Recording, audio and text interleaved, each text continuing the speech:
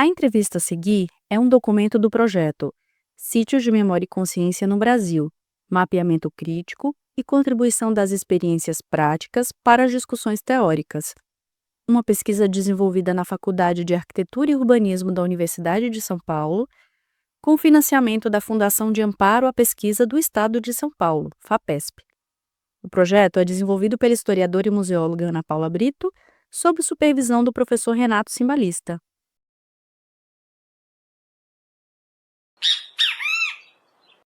Y quisiera empezar esta primera parte de la entrevista sabiendo un poco más de la institución.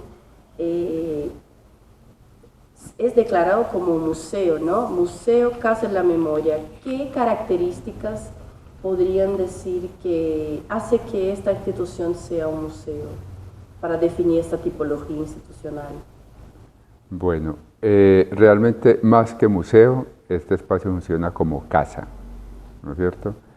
Así como tú lo dijiste al principio, el Museo Casa de la Memoria en Colombia, y los museos de memoria en Colombia, que se metieron en este entuerto, generalmente los museos de memoria en todo el mundo son museos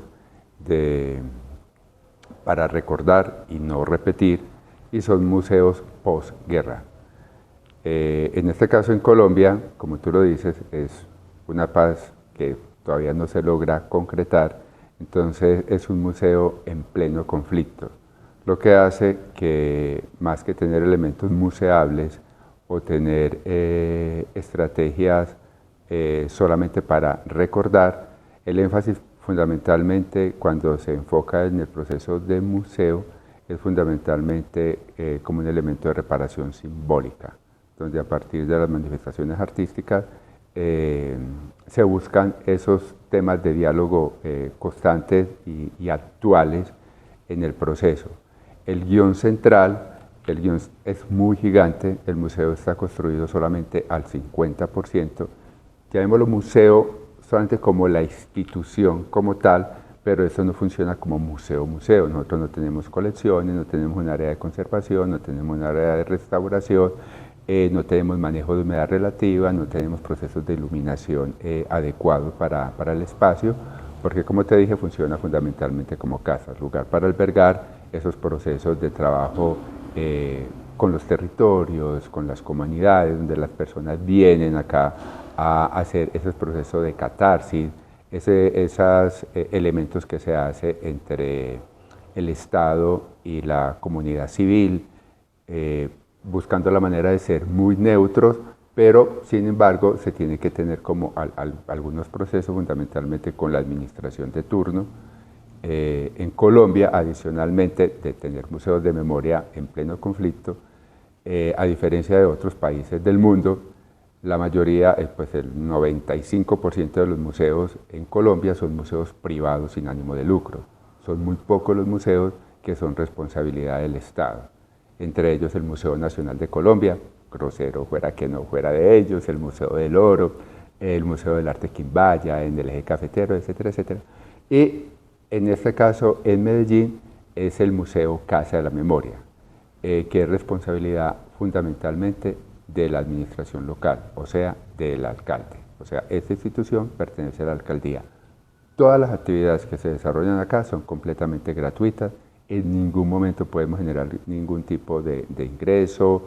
Es más, aquí no hay una cafetería, no hay una cosa como para la gente que se lleve un recuerdo del espacio y todo lo demás, sino que es un lugar de tránsito para generar como reflexiones y preguntas más que elementos museables, y son ya más las estrategias que se hacen a partir de las exposiciones temporales que nos permiten ese tipo de proceso. Entonces, pregunta puntual para respuesta puntual, a partir de todo este preámbulo, esto más que un museo es una casa, se llama Museo Casa de la Memoria, y es una casa que lo que hace es fundamentalmente, más que conservar la memoria, es como un megáfono, es el lugar donde la gente puede venir a amplificar. Eso es lo que pasa en el territorio y que nos pasa constantemente.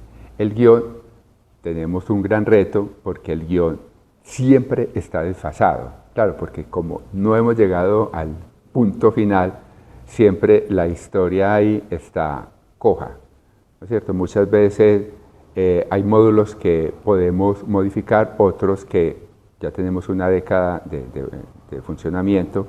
La tecnología de esa época ya no permite actualizar, entonces hay módulos que no se pueden actualizar, otros que respondemos fundamentalmente a pliegos de peticiones, o sea, como a demandas que se hacen porque la gente quiere, pues las personas víctimas del conflicto se quieren ver manifestadas en el proceso y realmente no lo hay. El museo está construido al 50%, el espacio que estamos habitando en este momento se llama el Pabellón de la Oscuridad, el cual giraría al fondo y regresaría en una escala más pequeña a este gran bloque que sería el Pabellón de la Luz, que paradójicamente, o sea, se dice por qué no se ha construido ese Pabellón de la Luz. Y estoy manejando, mientras tenga pues yo la curaduría en el proceso, algo que se llama espacios finitos para voces infinitas, y es que no tenemos espacio para albergar todo, y es buscar como esas estrategias que tenemos con otros espacios de ciudad, ya que Medellín, desafortunadamente tenemos esa placa de ser una ciudad tan violenta y tan conflictiva, y la única manera de haber salido de ello es con espacios culturales. Entonces en Medellín tenemos muchos espacios culturales y es la manera de poder articular las actividades que se hacen desde el museo con estrategias con otras organizaciones, con espacios culturales, con museos de ciudad, y pensarnos de manera colectiva para que no necesariamente todo ocurra en el museo, sino que ocurra directamente en la ciudad. Porque también, acotando el proceso, el guión que se hizo, porque tuve la fortuna en esa época de estar trabajando en el Museo de Antioquia, y yo fui el coordinador del guión de este museo antes de que lo construyera. El guión es gigante, y después vino el área de museografía, que es con uno de los museos más interesantes de la ciudad, que se llama Explora, donde fundamentalmente de ciencia y tecnología, y donde se tiene el acuario de agua dulce más grande de Latinoamérica, porque generalmente los acuarios son de agua salada, aquí tenemos un acuario de agua dulce. Ellos, los expertos en tecnología en esa época, se encargaron de la museografía del guión. Entonces el guión que tenemos acá se acotó, se acotó, se acotó, se acotó, porque el espacio es muy pequeño y solamente tenemos un tema que es el conflicto armado en Medellín. O sea, aquí no se habla del resto del territorio nacional, sino fundamentalmente de Medellín. Hay algunas cosas que permite, después que visites el espacio, donde vos tenés la información de Medellín, pero se te despliega de manera interactiva lo que pasaba justo en el país frente a ese proceso, pero haciendo énfasis fundamentalmente de lo que ocurría en la ciudad de Medellín, ni tan siquiera en el área metropolitana. Medellín es una ciudad muy pequeñita, como tú ojalá la puedas explorar. Es una ciudad muy pequeña, solamente que se tragó a los otros municipios cercanos, que es lo que se llama área metropolitana, pero realmente Medellín es muy, muy, muy pequeño. Hay veces que vos pasas hay una calle que se llama La Frontera, y es que estás en esta acera y estás en Medellín, pasas la acera, pasas la calle y ya estás en el municipio de Envigado. O sea, y no se siente, o sea, el fenómeno de la conurbación se ha dado mucho. Eso, entonces se va expandiendo así, fundamentalmente. Si hablo de estas otras tipologías, memorial, centro de memoria, centro cultural, monumento, sitio de memoria y conciencia, ¿ustedes ubicarían en el Museo Casa de la Memoria alguna de estas otras tipologías? No. ¿Y tú? Tal vez en sitio de memoria, ¿memoria cómo fue? ¿Sitio de memoria y conciencia? De memoria y conciencia, precisamente por lo que hablamos de esos procesos en donde, digamos, respondemos también a la Ley 1448 del 2011, que es por medio de la cual se dictan las disposiciones y medidas relacionadas con la atención, asistencia y reparación integral a las víctimas del conflicto armado. Y lo que se busca precisamente en el Museo de Casa de la Memoria, como lo decía Carlos, es justamente darle a las víctimas una amplificación de las voces en donde ellas relaten, digamos, sus procesos o sus situaciones en particular de las cuales han sido víctimas, pero también digamos que hay un tema que nosotros dentro de nuestra misionalidad lo que se busca es generar esos procesos culturales, pedagógicos y de investigación en donde le apuntemos a la garantía de no repetición. Entonces, de cierta manera, tenemos un espacio donde se busca, digamos, honrar la memoria de las víctimas, que también, como lo decía Carlos, es un tema complejo porque, digamos que también por esta disposición de la ley, muchas veces nos llegan autos de diferentes tribunales y diferentes cortes en donde nos ordenan poner o instalar placas o memoriales y muchas veces nos quedamos cortos de espacio y aún así nos toca buscar dónde instalarlas. Pero digamos que a través de estas acciones se busca precisamente es generar esa conciencia y esa pedagogía para garantizar o la comprensión del conflicto de una manera diferente y garantizar la no repetición. Lo vería un poco ubicado en esa parte, teniendo en cuenta que no cumple, digamos, tampoco con unos criterios específicos para ser museo y que estamos en un conflicto inacabado, ¿cierto? Entonces nos iríamos más por esa parte de un sitio para la memoria y la concientización al respecto. Y pensando en nombramiento mismo, ustedes saben la historia de la Constitución, dijeron que tiene 10 años el museo, ¿no? Llamarse Museo Casa de la Memoria, ¿ustedes se acuerdan de alguna disputa, de algún tensionamiento sobre este nombramiento? ¿Cómo fue este proceso de nombrar a esta institución en el principio, ¿no? ¿Dónde sale la reivindicación, de hecho, por este espacio? Bueno, acá en Medellín, a diferencia de otros lugares, porque nosotros somos lo más parecido a Barcelona en España, o sea, somos el ombligo de Colombia. Aquí fuera de tener en esa época un secretario de Cultura, teníamos un secretario de Cultura Ciudadana.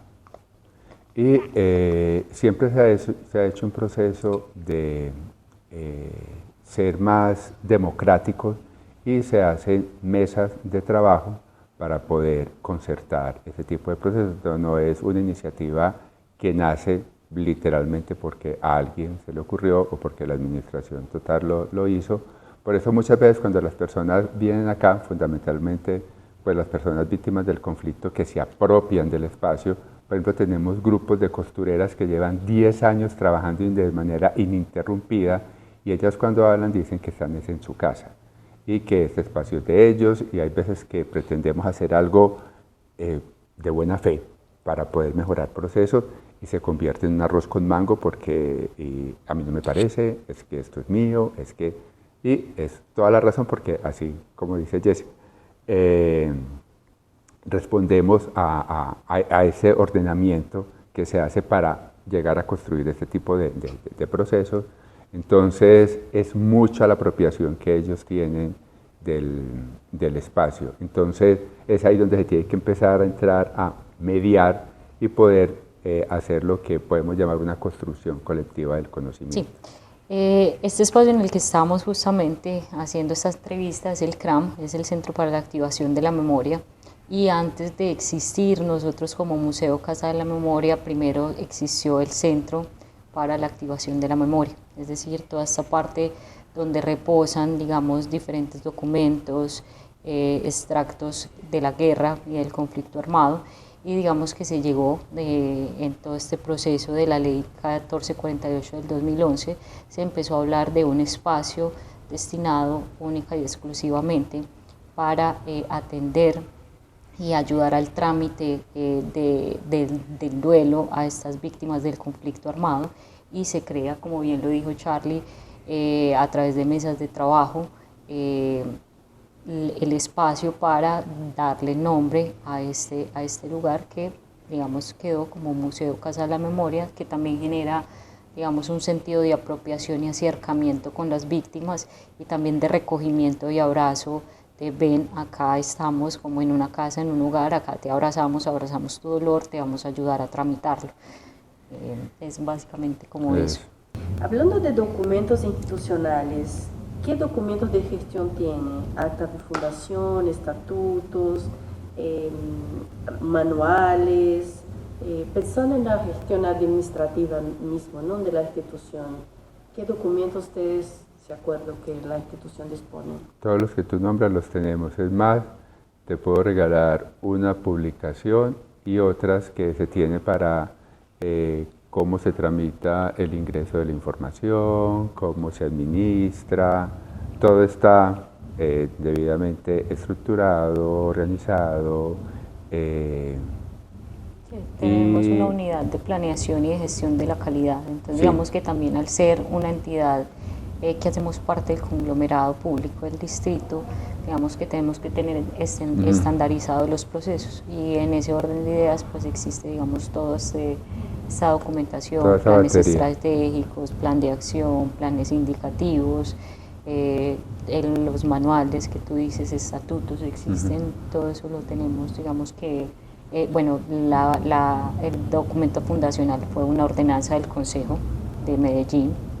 En ese entonces no éramos distrito, éramos municipio, entonces a través de esa ordenanza pues digamos que se dan todas las disposiciones y los lineamientos de cómo debería constituirse el museo y cómo funcionaría, o los reglamentos de cómo funcionaría. Entonces eso lo tenemos.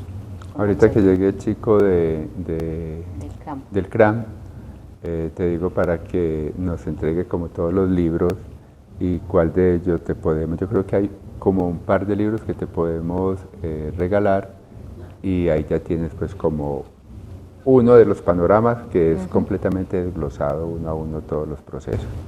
Listo, gracias. En Brasil tenemos por ley que todos los museos tienen que tener un plan museológico, que sería un documento que está establecido por ley también y que condensa en un único documento todos estos planes. Ustedes no tienen un único, ¿verdad? Pero varios. No, o sea, hay un único documento para los museos en Colombia que se llama Colecciones Colombianas, ¿cierto? Es más, el Estado se encarga de regalar un equipo y una cualificación para las personas y manejar ahí todo el acervo patrimonial. El caso, te lo digo, caso puntual del Museo de Antioquia. Entonces, el Museo de Arte Moderno y todo lo demás, entonces eso se llama Colecciones Colombianas. Ahí está todo, está automáticamente articulado con la DIAN y con la Interpol y con el aeropuerto en caso tal de que salga algún elemento patrimonial como tal. Nosotros, como no somos un museo como tal, con colecciones, nada, materiales, no tenemos. O sea, nosotros tenemos en este momento una sola obra que está en esa exposición temporal que se llama Convergencia, que es de un fotógrafo de guerra muy importante en la ciudad, que ya él es comunicador, fundamentalmente reportero gráfico, y ya mutó y ya es artista, y son unas fotografías. Es lo único que cuando se acabe la exposición, el objetivo es hacer un comodato, ya sea con el Museo de Antioquia o el Museo de Arte Moderno, que son los museos más grandes de la ciudad, que tienen todas las especificaciones de museo para que realmente conserven esa obra, y nosotros no podemos recibir obras como tal, porque no tenemos, lo que te dije, no tenemos un área de conservación, no tenemos un área de restauración, no tenemos humedad relativa, no tenemos iluminación específica para la obra, y adicionalmente no tenemos un espacio de colecciones, tenemos es una bodega, y bodega es bodega, o sea, una cosa llena de trastes y todo lo demás, que le quité el nombre de bodega para evitar, porque yo creo que la manera en que se nombra nos invita a que tengamos claridad en el proceso.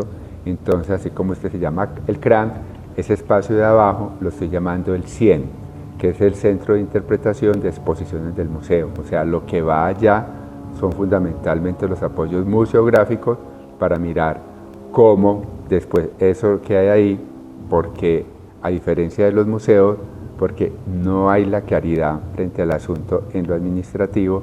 Si yo voy a hacer una disposición final de la exposición, los abogados, porque tenemos una batería impresionante de abogados, dicen, no, porque eso atenta contra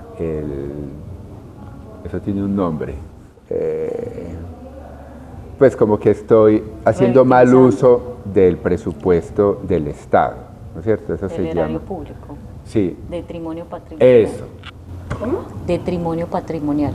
Eso. Entonces, llego y les digo, es que una exposición vale mucha plata y todo lo que usted ve ahí es un apoyo museográfico, o sea, nada de eso es una obra de arte. Y ellos consideran de que si yo coloco aquí un palo para sostener una fotografía, ya ese palo que puse forma parte de ese patrimonio. Y digo, no, no, no, no. O sea, por ejemplo, cuando llegué encontré tarritos con frijoles, una máquina de moler vieja, entonces yo decía, no, salgamos de eso. No, no, no, es que eso es una obra de arte. Yo dije, no, seguramente dentro del guión hubo algo que apoyaba en el asunto, pero es que eso no es una obra de arte. Como tal, la obra es otra cosa. Entonces, muchos de mis antecesores manejaron este espacio durante las exposiciones como si fuera un museo, entonces no quedó como la claridad del asunto. Entonces, por eso lo llamo CIEN, el Centro de Interpretación de Exposiciones del Museo, para que lo que llegue allá se pueda reciclar, reestructurar, reinventar, seguir jugando como con ello. También me piden mucho exposiciones itinerantes, y entonces yo les digo, nosotros no tenemos exposiciones itinerantes, y sigo trabajando en el asunto. Yo sé que cuando yo me vaya van a inventar de nuevo exposiciones itinerantes, pero para ser coherente en la vida, porque si uno piensa una cosa, dice una cosa y termina haciendo otra cosa diferente, y con este elemento de énfasis que hace de museo, porque es que el museo se convierte en un factor de aguzamiento que pesa mucho en el nombre, más que tener una exposición itinerante como de museo, lo que tenemos que hacer es activaciones de memoria en el territorio, ¿no es cierto?, para poder ser coherente frente a lo que hacemos. Porque si te digo que estás en el corazón del museo y lo que hay aquí es el acervo de esta historia, de esto que sigue ocurriendo, porque más que historia es la vivencia actual, al yo ir a un territorio, es demasiado loco yo ir a llevar un cuadro o una... Pues porque es que yo no les estoy diciendo, mire lo que pasó en tal época para que no se vuelva a repetir, sino que lo que voy a llevar es casi como un espejo. O sea, mírese y eso es lo que sigue ocurriendo en este momento. Entonces, para lo que ocurra en el espacio sean más estrategias didácticas, pedagógicas, disruptivas, de colocar sus memorias in situ. Por eso cuando me daban las clasificaciones decía, no somos ninguna de ellas porque no cumplimos como los parámetros tácitos como tal, pero sí la podemos interpretar como hizo Jessy, y me da pues la entrada para que ese concepto de museo esté articulado como a esa reflexión que hace Jessica cuando dijo, lo podemos clasificar de pronto acá, pero realmente no lo es, ¿no es cierto? Porque no somos un memorial, o sea, aquí no ocurrió nada, y aquí, porque esto era casitas de invasión, y hubo un pequeño problema de desplazamiento, pero pues concertado con las personas, pero quieras o no, independiente de lo que se haga, hubo un desplazamiento para poder construir este espacio. ¿Qué es una casita de... ¿qué dijiste? No entendí. ¿Casita de quién? Como las favelas, o favelas, Sí. las casas que se hacen sin planeación por parte de la ciudad, sino que llega una persona de un lugar y pone creciendo. su casa acá. Entendí. Entonces se desplazó a la gente que vivía justo en este sector, y para abrir el espacio para poder construir el Entonces, museo. casi una región que fue reconstruida. No literalmente, sino que se entra, aquí como todo es muy concertado, entonces se tenía que buscar el mejor lugar para ubicar el espacio. Consideraron de que este era el mejor lugar, pero este lugar estaba invadido, ¿no es cierto?, como hace la aclaración Jessy, por favelas. Y lo que se hace es buscar en dónde darles un lugar mucho más digno a esas personas para hacerles el desplazamiento a ese lugar, para poder llegar a tumbar y construir esto. No, porque sería muy chévere donde de pronto fuera como en Río que me gusta mucho este museo de memoria que se llama, pero el que está hecho justo en una favela que uno entra a un espacio. Museo de favela, La museo que se queda dentro de una comunidad. Exactamente.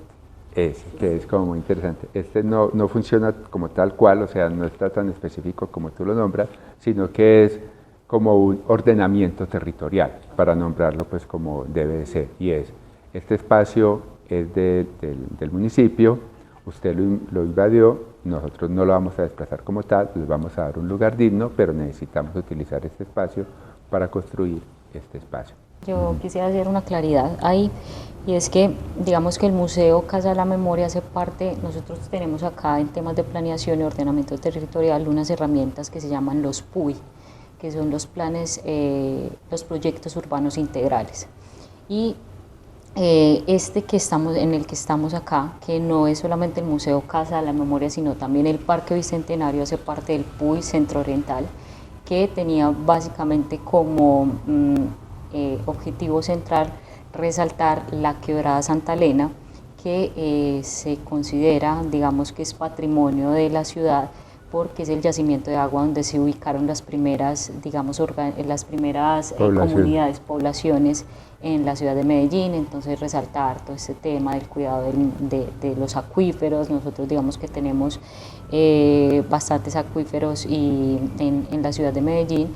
Entonces se crea, digamos, este acto administrativo a través del cual se reubican todas las personas que estaban en este sector, y se construye el Parque Bicentenario Museo Casa de la Memoria. O sea, se conoce solamente como un proyecto urbano integral, no es el Parque Bicentenario y el Museo Casa de la Memoria, sino que es todo. Entonces digamos que ahí voy a complementar algo que decía ahorita Charlie, y es que la forma que se encontró para, digamos, hacer el reemplazo de ese 50% del museo que falta en temas de infraestructura, que es la parte de la luz, es utilizar parte de la zona externa que hace parte del parque, que es como parque como tal, para poner alguna de las experiencias que no pueden estar, digamos, dentro del museo, pues porque no tenemos la parte de la luz. Entonces son memoriales, placas, hay una huerta, hay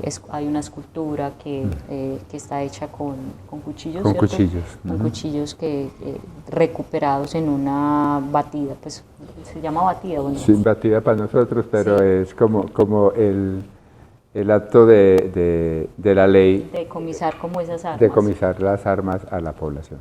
Exacto.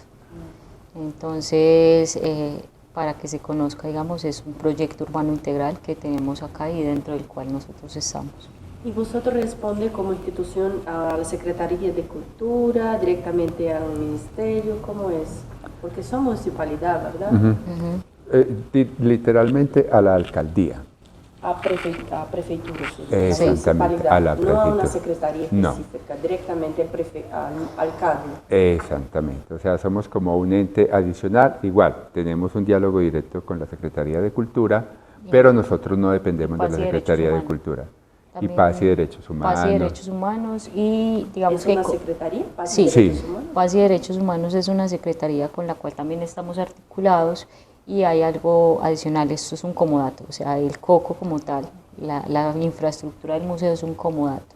Y ahora ese comodato está con la Secretaría de Suministros, Suministros y Bienes Públicos, creo que es el nombre completo. Entonces digamos que ahí tenemos, digamos, un relacionamiento con varias secretarías, entonces por eso también siempre se dice o se habla que tenemos un relacionamiento directo o respondemos directamente a la alcaldía. Así que son pares de las secretarías, exacto, son autónomos y tienen una relación directamente con la alcaldía. Perfecto. Acá hay algún nombramiento al edificio de patrimonio histórico, de lugar de memoria, nada, ¿no? ¿Cuántas personas tienen en el equipo, más o menos? Bueno, es complejo. Como es una institución del Estado, trabajan muchas personas.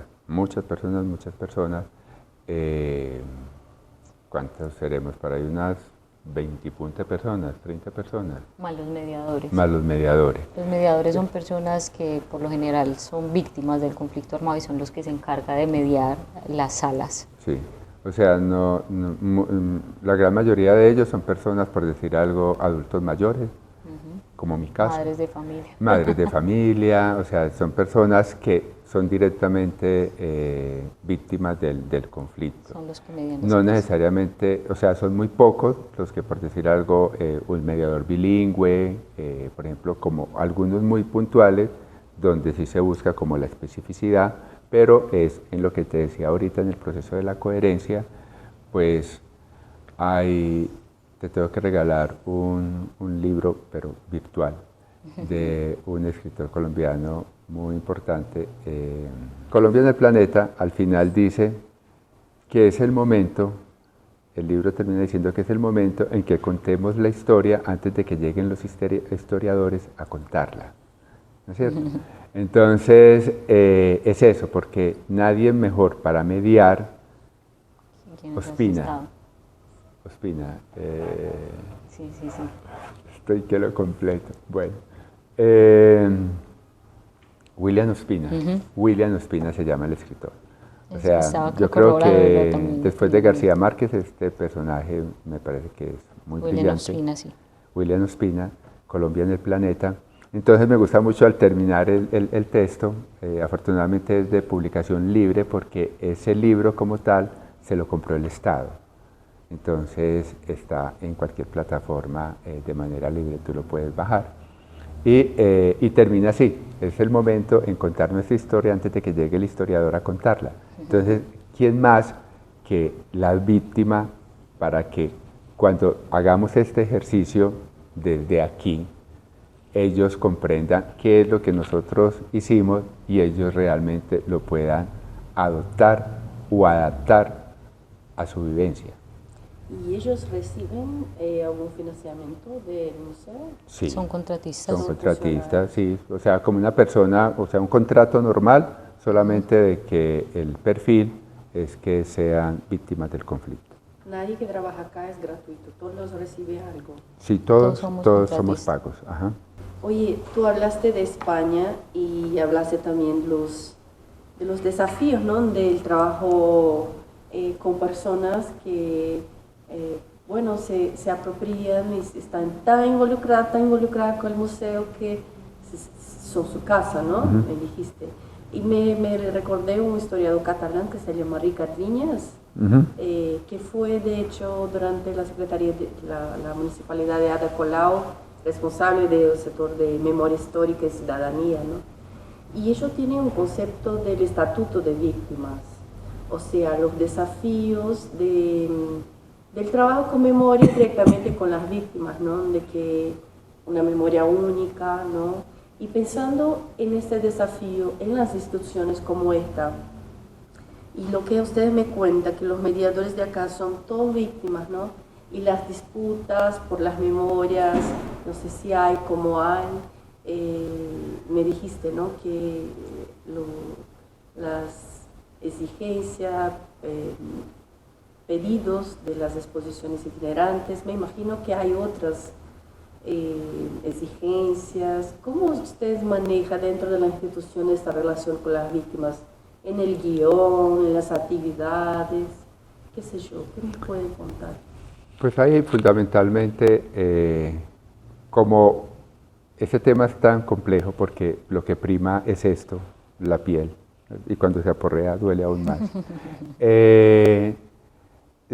Hay como un conducto regular y es fundamentalmente pasa por la dirección. O sea, la dirección es la que se acerca al territorio, habla, las comunidades vienen porque exigen de que tenemos que hablar con el director y todo lo demás.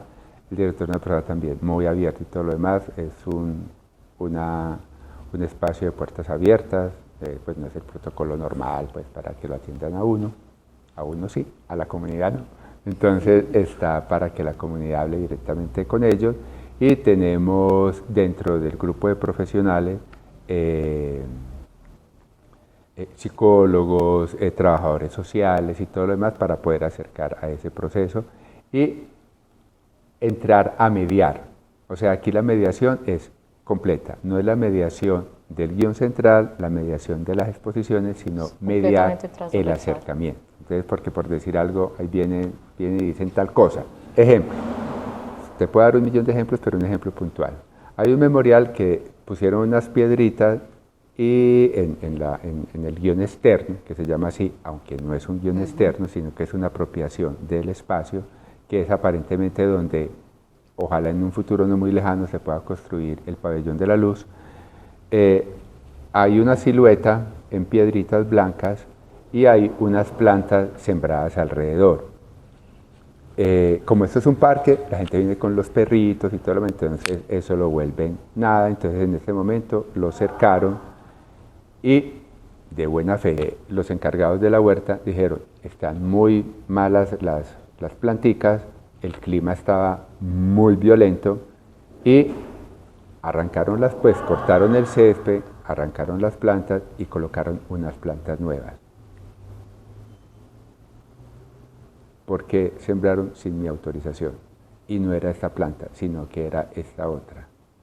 Entonces, a devolver el trabajo, eso se volvió en algo muy denso. Entonces, es decirle, no, o sea, no estamos afectando, no lo estamos agrediendo, sino que estamos conservándolo. Consideramos que por el clima, pues afortunadamente, el cambio climático ya no nos es tan afortunado. Nosotros somos una ciudad de eterna primavera, o sea, nosotros nuestro clima siempre es igual, aunque nos pongamos abrigo porque está lloviendo, pero es que cuando llueve el clima es igual que estar en pleno verano, pero nosotros, sí. Entonces, como no tenemos estaciones, podíamos vivir de una manera mucho más lineal. Ahora hay épocas de mucho calor y épocas de frío. Entonces, claro, el jardín se afecta por el clima, pero entonces muchos consideran de que si yo llego a mejorar el espacio es porque tú me estás agrediendo. Primero me tienes que contar qué es lo que quieres hacer y yo te digo si se hace o no se hace.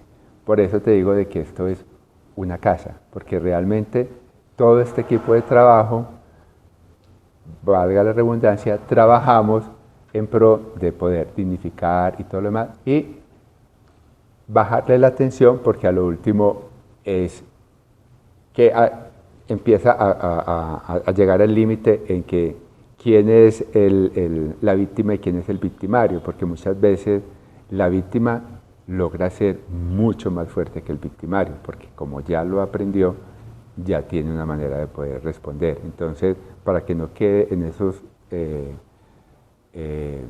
términos de manera pues, literal, es entrar a decir, no, venga, pues ya, entonces listo, vamos a hacer eso, entonces todo un mandala, un proceso comunitario. Entonces es fundamentalmente procesos de mediación, es acercar y esperar que en un futuro no muy lejano la gente, más que venir a demandar, venga a lo que yo te decía ahorita, una construcción colectiva del conocimiento. Pero eso es muy fácil decirlo desde tú que haces tu doctorado y todo lo demás y que ya tienes un panorama latinoamericano, a un lugar donde me están agrediendo constantemente tengo problemas con todo. Y además, que mira, hay que todos los memoriales o todos los museos de memoria en el mundo responden a un solo factor, pero Colombia es tan perverso que nosotros no respondemos a un solo factor, sino que tenemos problemas del narcotráfico, problema de la guerrilla, problema de la delincuencia común, el problema que siempre se ha tenido con el Estado, y fuera de eso lo metemos a una licuadora. Entonces tenemos paramilitares, parapolíticos, o sea, tenemos un híbrido que no ocurre en ninguna parte del mundo, y cada vez ese híbrido se va convirtiendo en un monstruo de 1000 cabezas. En un leviatán. Eso. Entonces uno no sabe qué atacar, porque en los otros uno puede, más que atacar, poder atender a un asunto, pero aquí muchas veces estamos atendiendo un asunto y los otros están creciendo de manera vertiginosa. Entonces es un proceso que nos hace ser muy disruptivos, hacer actividades en constante evolución, en constante cambio, en lo que yo te digo, en ese proceso de coherencia. porque si no, entramos en catarsis al igual que ellos, porque ¿qué podemos hacer? Nada, pues lo mejor sería acabar y ahora sí empezar. Entonces tenemos problema de un guión desactualizado, tenemos problema de cómo hacer una mediación que sea mucho más cercana al territorio, que el territorio comprenda de que aquí estamos es para poder tener espacios de reflexión y diálogo, que muchas veces cosas que pasan en la ciudad, ahorita con el tema de la escombrera, el museo tiene, como te decía, ser un megáfono, pero que la gente no venga a agredir el museo porque somos más neutros frente al asunto y buscar la mejor manera con mesas de trabajo de decir, ¿quieres decir esto? Venga y hagámoslo como es debido y poder construir ahí de manera colectiva. Yo quisiera también traer un suceso reciente que pasó en ese tema de disputas de memoria, y es que las víctimas asociadas a crímenes de Estado o ejecuciones extrajudiciales hicieron un mural en la parte de atrás del museo con autorización de la Secretaría de Derechos Humanos.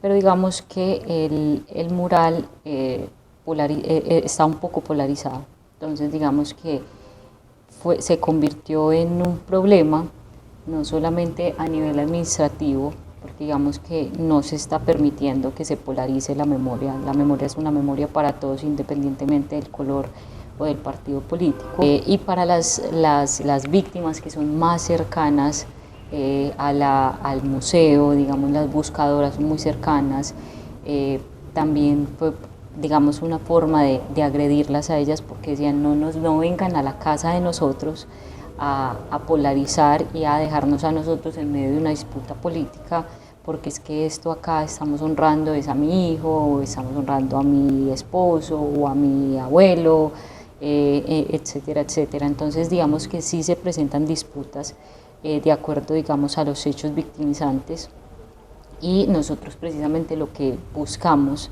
a través de esa mediación de la que habla Carlos es precisamente lograr a consensos en donde digamos todos se sientan representados. Entonces ahorita estamos en un proceso para el montaje de una exposición en Sala Fabiolita, no sé si tú le vas a hacer el recorrido, y lo que se busca fundamentalmente en esta primera exposición del año en esta sala es que se reconozcan los trabajos que han hecho el grupo Tejer para Sanar y el costurero, que son digamos procesos asociados al museo. Y para poder hacer esto hay detrás de ello todo un proceso investigativo, todo un proceso de pedagogía, se va a hacer unos talleres creativos con ellas, en donde ellas proponen o cómo les gustaría o cómo se sueña en el lugar, y desde curaduría los orientan más en el tema de no, debería ser más bien así, no asá, por esto y por estas razones. Entonces digamos que a partir de eso lo que se busca es mediar esos procesos de memoria, pero como en todas partes las disputas de memoria siempre están entre organizaciones, con el Estado, digamos ciertas unidades del Estado con otras. Entonces eso digamos que no es ajeno, yo creo que eso es a nivel América Latina y yo creo que a nivel global, entonces no somos ajenos a ese fenómeno. Es la segunda vez que surge la palabra neutro. ¿Qué quieres decir tú cuando dices neutro, que es un museo más neutro? Bueno, porque quieras o no, al pertenecer a una administración, tenemos que responder a la administración, al jefe de turno, o sea, el dueño de casa. Esa neutralidad es fundamentalmente como un concepto de independencia, ¿no es cierto?, entre paréntesis, frente a los procesos. ¿Por qué? Por decir algo. No politizarlos, lo que hablamos ahorita, no politizar los procesos. Entonces es cómo poder estar al margen de esos problemas políticos, pero sin embargo tengo algo que me dice que soy político.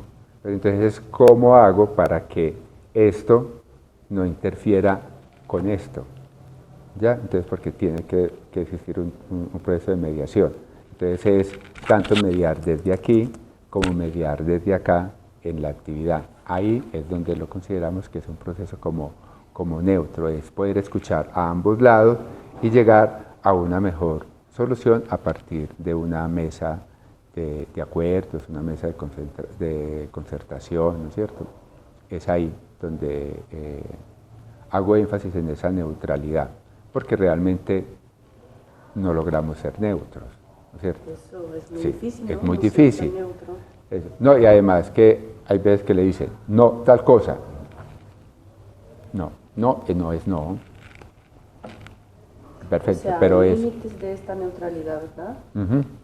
Entonces es cuando ya aparece ese no, listo. Yo no puedo llegar a la comunidad y decir no, entonces es listo. ¿Cómo lo podemos mediar?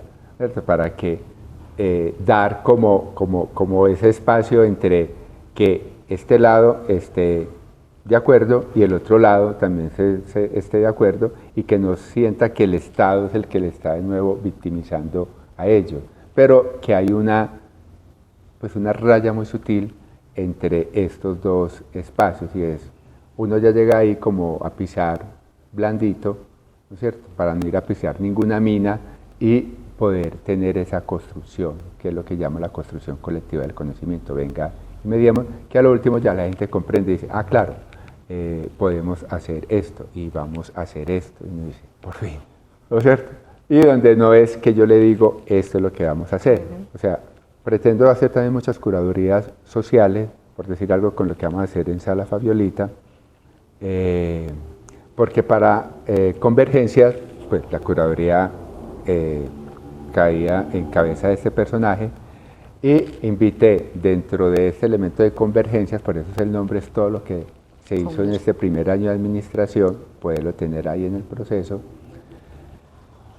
y no hay espacio para todos. Entonces trabajé con costurero abierto, de todo el costurero abierto, o sea, de todas las actividades propias que ejecuta el área de educación y pedagogía, me fui con el costurero abierto. Y era primera vez que estaba dentro de un proceso curatorial, entonces fui, les conversé, yo soy más del proceso de mediación, porque en el Museo de Antioquia yo era el director de Museo y Territorios y lo que hacía era, yo me recorrí los 125 municipios de Antioquia 5 veces, todos los municipios los conozco, y lo que hacía era exposiciones itinerantes, porque claro, yo tenía un respaldo de un museo para una exposición, que cuando llego aquí me dicen, Carlos, después yo le dije, no, es que yo no soy el Museo de Antioquia, yo soy un museo que soy casa y trabajo la memoria, entonces nada de lo que hago allá lo pretendo hacer acá. Entonces,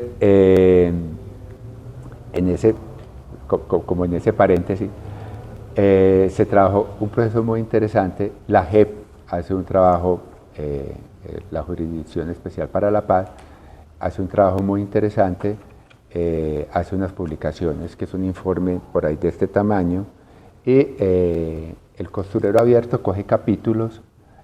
Tejer para sanar, a diferencia del costurero abierto, los dos grupos de mujeres cosen, tejen, bordan y hacen trabajos de unión de elementos textiles, mientras tejer para sanar, todas las personas que trabajan ahí son víctimas del conflicto. En cambio, el costurero abierto, como su nombre lo dice, viene cualquier persona, hombre o mujer, que quiera coser, pero coser con sentido. Entonces, cogieron un capítulo de la JEP donde hablan de la persona como en La G es JEP, Jurisdicción Especial para la Paz. JEP, Jurisdicción Especial para la Paz. Ahora que estás en Bogotá, si puedes tener acercamiento con ellos, sería muy interesante, porque yo creo que los trabajos que se han hecho interesantes en el país frente a este tema, porque por decir algo, la JEP lo que hace es que trae a las víctimas y a los victimarios y los ponen a hablar para buscar, sí, necesario, ¿no? Sí, para el tema de perdón y reconciliación. O sea, es un trabajo brutal. En el Centro de Memoria Histórica probablemente Vas a encontrar un pues. resumen de esa exposición, una exposición brutal. Entonces se cogió al tema de la persona como entes de derecho y hicieron muñecas. Entonces les colocaban un memorial en las piernas, un memorial en el pecho, en la espalda, en los brazos, los vas a ver ahí. Entonces, como no me cabían todas las muñecas, porque tenemos también un espacio muy reducido, con ellas acordamos una curaduría de las muñecas que iban en la primera y ahora las que van en la segunda, porque esta exposición Convergencia es algo que estoy llamando un Alliance Expo, o sea, una exposición por capas, de nuevo en el sentido de la coherencia, y consiste en lo siguiente. La exposición normal, como tú sabes, se hace el proceso de investigación, o sea, llegan todos estos magos, hacen el estudio, cierran la investigación y ya traen pues a los curubitos, al museólogo, al museógrafo, al curador, al instalador, y convierten toda esta parte tan densa en un elemento mucho más concreto que se vuelve museable. Y la exposición tiene su tránsito normal, la inauguración, el cierre, y esto queda como un anecdotario, pero no entra a formar parte de la investigación.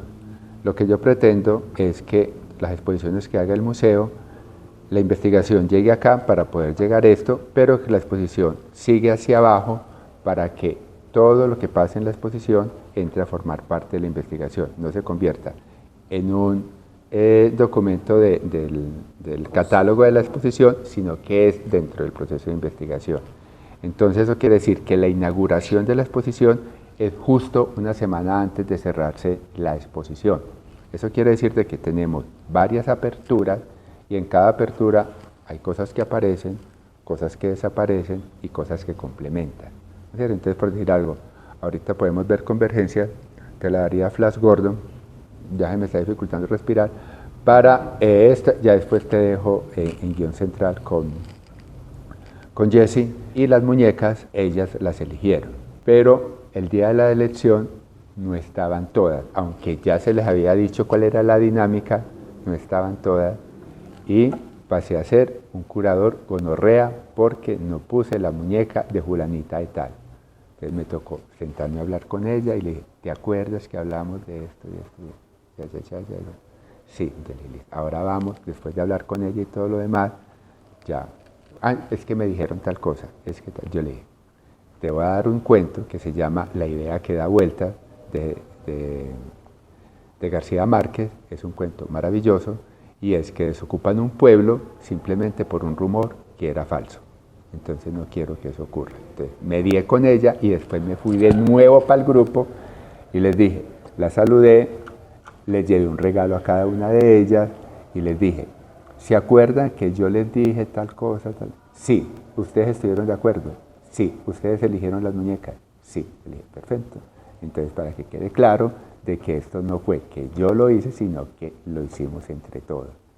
Y ya se van a desmontar esas muñecas y llegan otras, pero entonces lo que llegué al acuerdo con la exposición que vamos a tener en Sala Fabiolita, yo les dije, no, lo que vamos a hacer es, vamos a darle volumen a esto y vamos a colocar todas las muñecas para que esté al final la exposición con todas las muñecas. Jessica, ¿podrías hablar sobre las áreas del museo? ¿Qué áreas existen? Tú eres de investigación, Carlos de curaduría, ¿qué otras más?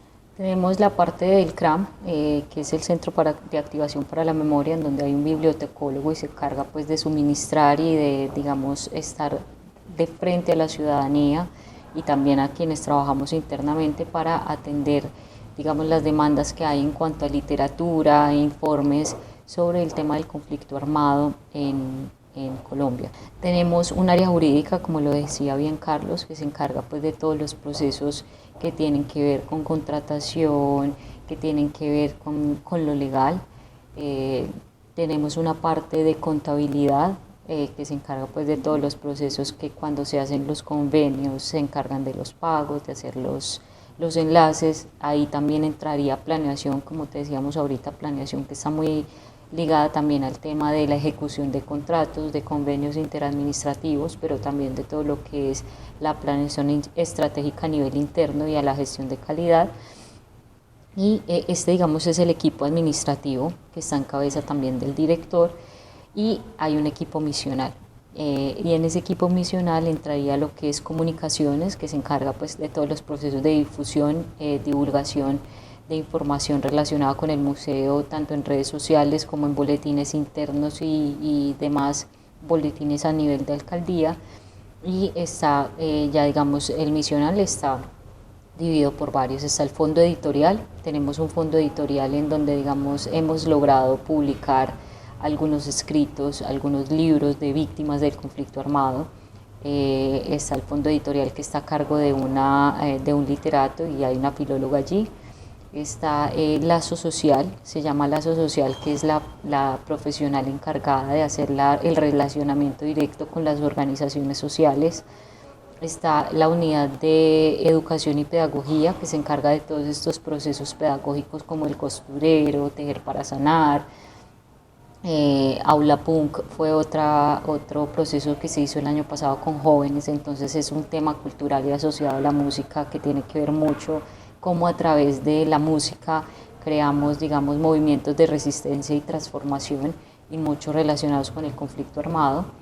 Está el área de curaduría, que está conformado por Carlos y otra persona, y está el área de investigación, que nos encargamos, digamos, de hacer todo este proceso anterior a, digamos, la parte de expositiva y sobre la cual reposan, digamos, todos los datos y hechos fácticos y también, digamos, tangibles, sobre los cuales reposan, digamos, las razones de hecho y de derecho de las exposiciones. Oye, y hay cada persona trabaja, se ocupa directamente y solo exclusivamente por su área, No. o más que nada? No, hemos estado, digamos, luchando mucho con este tema de trabajar en islas. Entonces trabajamos de manera interrelacionada, además porque digamos que todos los procesos acá son transversales. Entonces, si por ejemplo curaduría quiere montar o hacer una muestra expositiva, pues primero tiene que pasar por el tema de investigación. Si de pronto involucra temas de víctimas, como lo que va a pasar en Sala Fabiolita, entonces ahí tiene que haber un taller creativo con estas personas, en donde se les cuente cuál es la idea, cómo se lo sueñan, cómo se lo soñan, como decimos acá en Medellín, y a partir de eso entonces se va generando, digamos, que un proceso que no es lineal, pero que es totalmente transversal o horizontal. Acá hemos tratado de manejar mucho la horizontalidad más que la verticalidad. Entonces digamos que siempre hay una conexión, inclusive desde el equipo misional que tienen todas estas unidades, con el equipo administrativo, que entraría ya el tema de presupuesto, que entraría el área contable y el área jurídica, porque también para nosotros es importante saber hasta dónde nosotros, como un ente que hace parte del conglomerado público, podemos llegar con ciertas acciones. Entonces también para blindarnos jurídicamente, para proteger a las víctimas, no caer en temas de revictimizaciones. Entonces sí es un trabajo mancomunado, es una sinergia que tenemos acá, en donde intentamos que todo sea, digamos, articulado y horizontal. El museo trabaja con contenidos de violencia, de dolor, y yo comprendo, y estamos tratando de trabajar eso también en Brasil, que nosotros que trabajamos directamente con esto también nos afectamos, ¿no? Porque son contenidos pesados.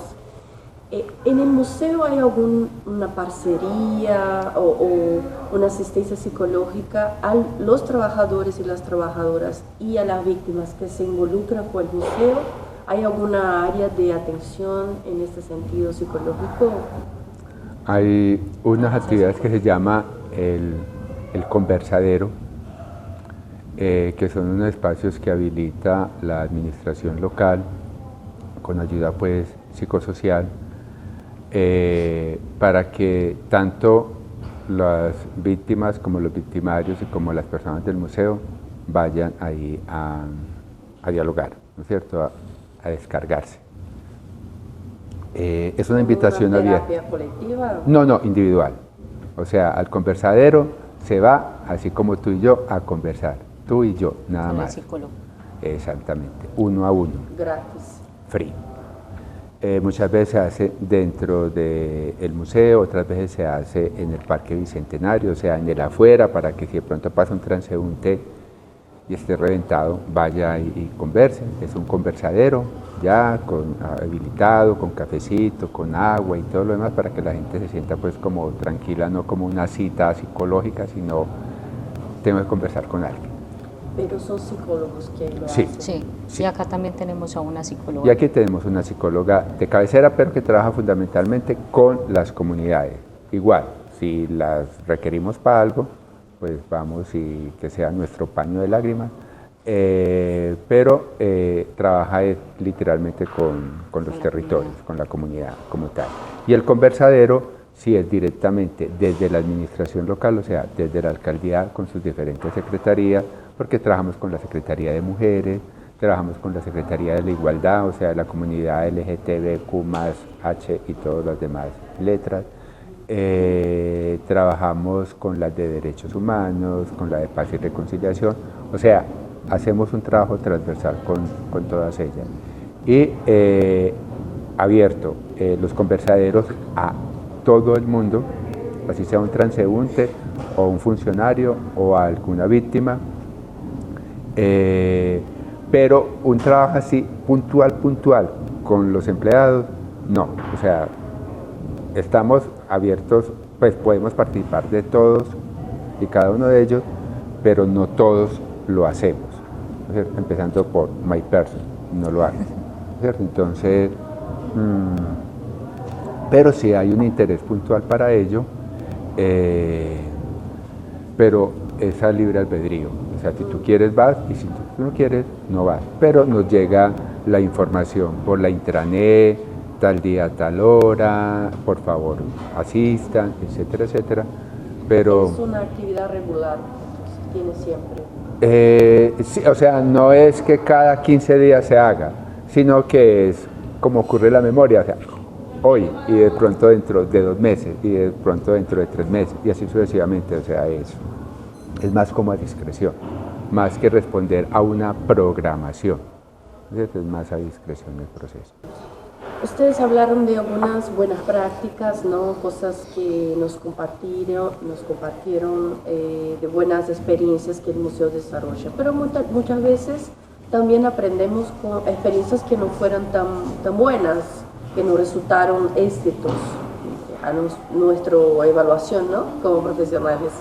Y muchas veces aprendemos, ¿no? De las distintas malas experiencias, lo no bueno sucedido. ¿Tendrían alguna experiencia que no ha resultado muy exitosa que querían compartir para aprendernos colectivamente? Pues desde el área de curaduría, no es bueno hablar de los antecesores, fundamentalmente cuando son colegas. Hay una falla en el concepto de exposición, porque la gran mayoría, por no decir casi todos, como son muy poquiticos los museos de ciudad que tengan la infraestructura para hacer museo, así con mayúscula,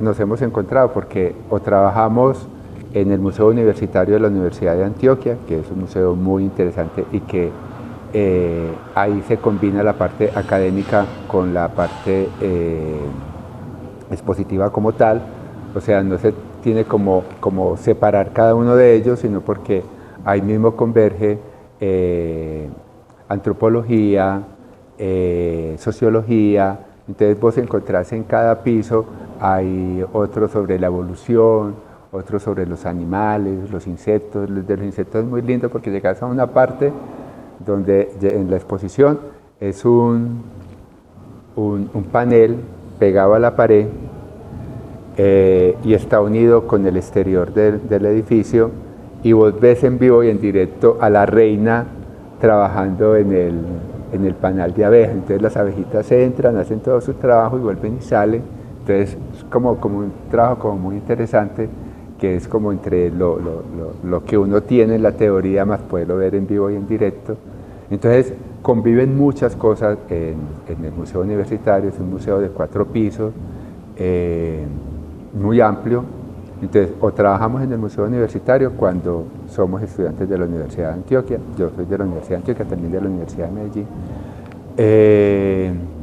El Museo de Antioquia, que es el museo más grande de la ciudad y que tiene la diva, que es el maestro Fernando Botero. Entonces, y donde todos queremos estar, que es de pronto un poquitico más cerrado el acceso ahí, pero casi todos hemos tenido oportunidad de estar ahí, que es el Museo de Arte Moderno. O sea, esos son los grandes museos de la ciudad. Y colocando en orden, puede ser el Museo de Antioquia, el primerito, y muy a la par el Museo Universitario, ¿no es cierto? Con la ventaja de que este es más vivo, o sea, es más latente porque tiene la academia que lo respalda, y después viene el Museo de Arte Moderno, no porque sea menor, sino porque el camino es un poquitico más corto que ha recorrido, aunque ya es muy viejo, y pasó de una sede muy pequeña a la sede grande, que ojalá tengas oportunidad de ir. De estos nos hemos encontrado. Pero poco se han dado a la tarea de convertir las exposiciones en lo que yo te digo que sea una cosa coherente, porque es que no somos un museo, o sea, no podemos tratar esto como un museo. Y eso ha hecho que la claridad que se tenga frente a este Museo Casa de la Memoria sea completamente antagónica a lo que podemos encontrar o en las galerías de la ciudad o en los museos de la ciudad. Pues porque hay otros museos, por ejemplo el Museo Pedronel es un museo muy interesante, pero es un museo chiquitico. Está el Museo de Ciudad que queda en el Cerro Nutibara, donde está un lugar que se llama el Pueblito Paisa, que es el lugar turístico por antonomasia de la ciudad. Está el Museo Miguel Ángel Willes, que es un museo etnográfico. O sea, tenemos muchos museos en ciudad, pero muchos más pequeñitos, pero estos son como los más grandes. Entonces, pregunta puntual para respuesta puntual, es tener como que cuando hablamos, que tú lo mismo dijiste, que estamos trabajando con temas de violencia, que carga tanto al observador como a la persona que trabaja frente al proceso, frente a las víctimas, a los victimarios, o sea, es un cúmulo de carga de presión, no se puede manejar como si fuera un museo. O sea, es más, lo que se hace al interior de él, yo creo que debería ser, desde mi punto de vista, que es lo que voy a hacer en un conversatorio en México, es que es el momento de que los museos de memoria den un paso más allá a tener un lugar de dolor y que sea un lugar de reflexión y que lo que se tenga al interior de él, más que una obra de arte, que en este momento estamos respondiendo a una demanda y en ninguna parte permití que escribieran obra de arte, no, es una instalación simbólica que es tener la claridad en la semántica. O sea, es, si yo invito a un grupo de artistas, como te voy a mostrar en Convergencia, yo antes me siento con el artista a decirte, yo no soy un museo, necesito que tu obra esté acá, tú me dices si quieres estar, no te puedo dar seguro, no te puedo dar humedad relativa, no te puedo dar conservación, no te puedo dar restauración, la entrada es gratuita, vienen tanto niños como adultos, la obra puede tener algún tipo de percance y no te lo puedo asumir. Es más, en el primer piso no hay obras de arte de sumo cuidado. Un artista que quería estar, pues que yo quería que estuviese ahí, él es pintor, entonces yo le dije, venga y hágame una instalación. Y me dijo, no, yo quiero llevar una pintura. Yo le dije, tenga la claridad de que su pintura se va a podrir, porque del muro que usted quiere cae una gotera. Y ahorita te lo muestro. Entonces me trajo 2 cuadros, uno que tengo aquí y otro que está en exposición. Y llegué y me dijo, tranquilo, cuando se pudra ese, lleva este otro.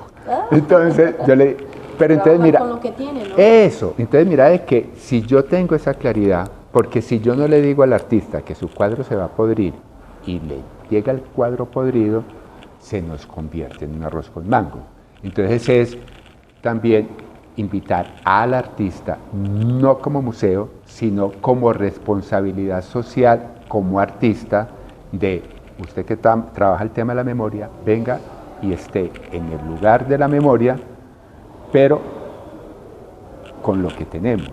O sea, usted no me puede exigir nada porque no te puedo dar nada. O sea, todo lo que usted me diga, mi respuesta de una es no. ¿No es cierto? Y yo soy más el del plan A, plan B, plan C, antes de llegar al no, pero a esto les digo, de entrada es esto, y todo lo que me vas a preguntar, la respuesta es no. ¿Y tú, Jessica, quieres aportar algo? No, yo creo que ha sido muy claro, Carlos, en esto. Eso es fundamental, porque por decir algo, con las experiencias de trabajo con las comunidades, aquí está las huertas, está el ejemplo de las costureras que las vamos a tener en exposición, tenemos Hazlo tú mismo punk para aprovechar ese tema del punk, del reciclaje y todo lo demás, que ha tenido sus bemoles, pero por decir algo, nosotros cada año sacamos unos estímulos y para este año hay un estímulo muy interesante que es un estímulo para lugares de memoria. Entonces las personas participan del estímulo, hay un presupuesto y adicional de darle simplemente la plata es darle un acompañamiento, porque muchas veces lo más importante no es la plata, la gente quiere la plata, pero lo más valioso es el acompañamiento. Entonces son esos lugares pequeñitos que hay de manera autónoma en el territorio y si usted lo quiere fortalecer, tenga 20 millones de pesos y los vamos a acompañar porque en este momento estamos acompañando uno de la población LGTBQ+, lo vimos, es en un sector muy complejo para poder llegar, es un lugar muy retador, porque ellos quieren ahí tener un museo, entonces es ponerle la claridad, ¿usted sabe qué es un museo? Entonces, a la respuesta de todo el mundo dice que sí, pero cuando uno ya le digo, dígame usted qué es un museo, y yo después le digo literalmente qué es un museo, ahora sí, vuelvo a hacer la pregunta, ¿tú quieres hacer un museo? No, lo que yo pretendo y lo que yo quiero, entonces yo le digo, listo, entonces tengamos claridad de que tú tienes un significado, un significante de museo, yo tengo un significado de museo y cuando estamos en el territorio tenemos que llegar a saber qué es lo que queremos o qué es lo que necesitamos. Entonces ahí es donde los acompañamos, para decirle, realmente usted quiere hacer eso, no es para decirle no lo haga, si tú dices, sí, yo quiero hacer eso, yo le digo, listo, entonces, si lo quieres hacer bien y museable, tenemos que hacer esto. Y entonces dice, no, entonces, ¿qué querés? Esto, entonces hagamos esto y esto. Sí, eso es lo que yo quería, porque como arranca uno por eso me gusta colocar nombres diferentes, porque un nombre diferente me invita a la construcción colectiva del conocimiento, porque por ejemplo yo digo, vamos a hacer una valoración después de un encuentro. Entonces me dice, eso es como una evaluación, y yo, como una evaluación, pero es diferente. Mientras usted me va a decir sí o no, o de 1 a 5, usted me va a decir cómo lo haría usted. ¿Cuántos lugares de memoria hay en esta relación que ustedes ayudan? Como 20 y pico de rincones de memoria. Sí. ¿Y qué es la categoría de lugares de memoria para ustedes, para que quede registrado? Pues más que categoría es donde se reúne un grupo de personas para hablar de un tema, es para nosotros un lugar de memoria. Y además aquí hay un área, así como somos barceloneses, que tiene un nombre muy especial, se llama Lazo Social. Que te había comentado. Eso. Que se encarga de hacer como el enlace directo con las organizaciones sociales. Exactamente. Entonces mira que no es un área que se puede tener como un nombre específico de área social, sino que se llama Lazo. Entonces uno dice, pues como, qué nombre tan especial, y es en ese proceso de la coherencia que es un lazo, aquello que nos permite amarrarnos, acercarnos, ¿no es cierto?, poder tener ese proceso, y es una de las áreas para mí más importantes del museo, así como el CRAN, es lazo social, porque el nombre me parece muy significativo y que la gente comprenda de que realmente no es el área social, ni el sociocultural, ni la de pedagogía, ni la de curaduría, sino que es lazo, y ya lazo determina quién. Entonces llega y me dice, Carlos, necesito que me acompañes a tal parte. Listo. O le dice a Jessica, necesito que me acompañes a tal parte, porque es, o si lo queremos convertir en una publicación, o si queremos que participen de un proceso de mediación puntual, o si quieren tener un proceso desde lo estético. Entonces ya llego, hago todo lo posible, nunca trato, porque si trato no hago nada, hago todo lo posible por ser muy coherente con lo que ellos quieren. Entonces es primero escucharlos y después ponerlos y decirles, ¿realmente es eso? Y ya cuando les doy las especificidades, dice, no, eso no es. Y yo dije, perfecto, entonces resulta de que vamos a tener una nueva semántica, un nuevo diálogo, y dígame ahora sí qué es lo que usted quiere hacer. Para cuando, porque como tenemos, por ejemplo, le decimos memoria, todo el mundo sabe que es memoria. Decimos patrimonio, todo el mundo sabe que es patrimonio. Decimos museo, todo el mundo sabe que es un museo. Pero realmente saben que es un museo, saben realmente que es un patrimonio, ¿no es cierto? Entonces son como esas estrategias que se tienen para poder llegar a ese punto de encuentro. Entonces el lazo social es un área del museo muy importante que nos permite, como dice Jessica, estar ahí mucho más junticos y que realmente nosotros tampoco somos un poco de islas, sino que bajo esta administración tratamos de que todas las áreas, así tengamos puntos de convergencias como la exposición y de divergencia, podamos pensarnos de manera colectiva. Y es más, cómo nos apoyamos el uno al otro, donde el factor primordial, que es la comunidad afectada por el conflicto armado en Medellín, sean los beneficiarios directos de los procesos. No arrancando desde la buena fe, porque nos equivocamos, sino del diálogo. O sea, queremos hacer esto, quieren, sí. Por diálogo para la exposición de Fabiolita, ya hubo la socialización con una, la socialización con otra, vamos a tener otra persona externa que va a hacer el proceso de juntar los dos grupos, porque así sea, dos grupos que trabajan en el mismo museo, no dialogan, porque consideran de que, es que yo no tengo nada que ver con ella, si es, yo no tengo que ver nada con ella, para que se den cuenta de que sí, tenemos que ver uno con otro y cómo nos podemos ahí articular frente al proceso. Bueno, yo creo que hemos hablado suficiente. Muchísimas gracias. Esa era la entrevista.